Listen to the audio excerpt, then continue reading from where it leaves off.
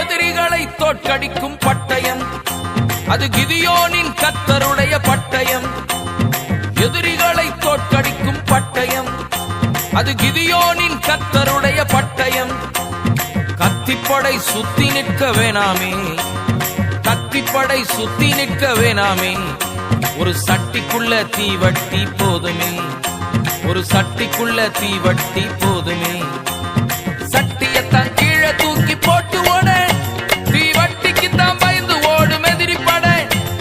சட்டியத்தான் கீழே தூக்கி போட்டு ஓட, தீவட்டிக்கு தான் பயந்து ஓடும் எதிரி படை. தீவட்டிக்கு தான் பயந்து ஓடும் எதிரி படை.